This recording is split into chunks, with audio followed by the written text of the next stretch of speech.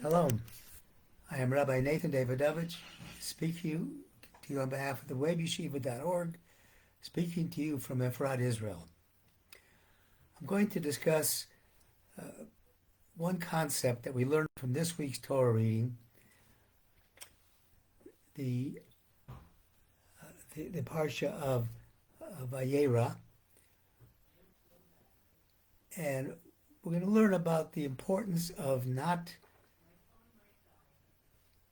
offending somebody else by your speech, and the importance of avoiding lashon hara, saying negative things about people.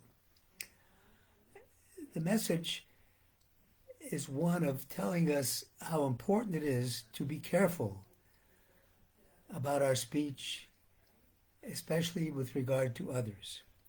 At this time of great difficulty in the land of Israel, we're in the middle of a war. It's most important that we who are not able to be on the front lines actually doing the fighting to protect our country, that we do what we can to improve ourselves and become better people. And part of that is to be careful of how we speak to one another. In this week's Torah portion, we have the account of the three angels dressed up as Arab wanderers coming to Abraham in his tent, and he invites them in, and one of the angels tells the message that within a year, you and Sarah will be parents to a son. She'll give birth to a son. She hears this from afar, and she laughs to herself. And she says, I no longer have the ability to have children. And besides, my husband is old. I can't have children because my husband is old. The angel repeats and asks the question to Abraham, why did Sarah laugh? And why did she say that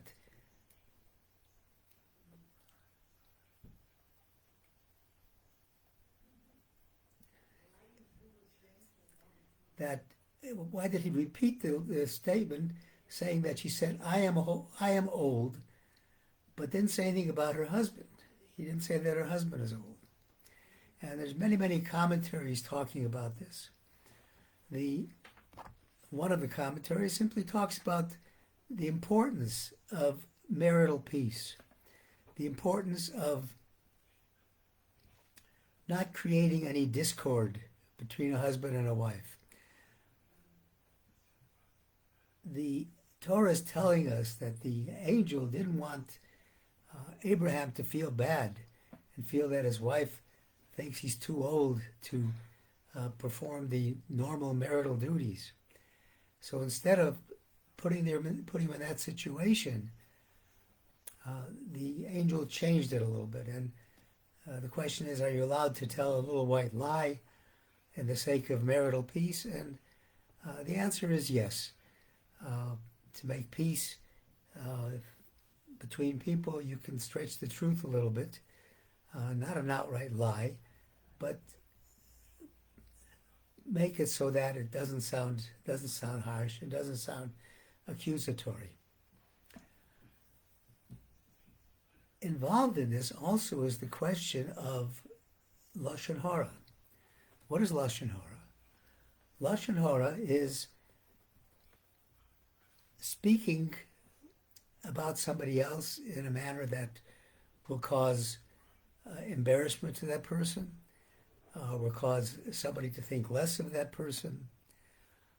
Also embodied in that is the commandment not to embarrass a person in public. So if the angel would have said her actual words, Avraham might have been embarrassed. would have been embarrassed. And the words themselves, relating that words, are in fact, if not actual Lashon Hara, they're the glint of Lashon Hara. They may not be actual, but they're close enough to Lashon Hara. You should avoid it. There's an interesting story that is brought in the Midrash that tells the importance of how careful we have to be with our words. And the story is told of a peddler who was running through the streets of his city, and he's shouting out, "Whoever wants to buy the elixir of life, come and buy it from me." And everybody's going to see what he has and to buy from him. And Rabbi, one of the sages, heard him doing this. He was studying Torah at the time, and he heard, and he said, "I better go see what he's selling." So he went up to this peddler. He says, "Tell me what you're selling." And the peddler says, "You don't need what I'm selling. Somebody who studies Torah doesn't need this elixir of life." So Rabbi pressed him. He said, "Tell me what you're selling." So he takes out the book of Psalms, the book of Tehillim, and he shows them this sentence, which is in the 34th Psalm. It says,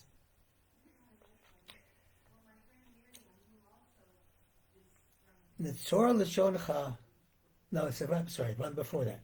Mi ho'ish hachafetz chaim. Who is the person who wants life? Ohev yomim loras tov, and have to have good days. Netzor l'shoncha me'ra, to keep your mouth from speaking bad. Usfosecha medaber merbo, and from your lips from speaking untruths. Sur me'ra, turn from evil, v'asei tov. And that's the elixir of life, to guard your tongue. So Rabbi Yanai replied, he says, "Thank you so much for telling that. All my life I read that sentence. I thought I understood it, but I didn't know the depths of it until this slanderer came." He says, the obligation to guard your tongue even applies even more to those who are the leaders of their community, to those who are rabbinical leaders, because people learn from that. And the message that we learn from this parsha is how important it is to not say bad things about somebody, even things that might inadvertently be interpreted bad when that wasn't your intention. And the underlying message of not saying bad is not to hurt people's feelings, because remember that God has created a world where the attribute of kindness, loving your neighbor as yourself, is paramount. And we, especially in Israel in this time, have to remain united as we are united now, loving one another, loving every single Jew, and trying our best to improve your language. I think there's a project going on somewhere, take an hour a day to make sure you don't say any lashon hara, any slander, defamatory thing about anybody. And with that, we'll continue our unity and come closer to the great day when Hashem shows his glory to the entire world and redeems us. Thank you for listening on behalf of the webyeshiva.org. I wish everybody a Shabbat Shalom, and may we hear good tidings, good news miracles coming from the depths of the difficulties in this war.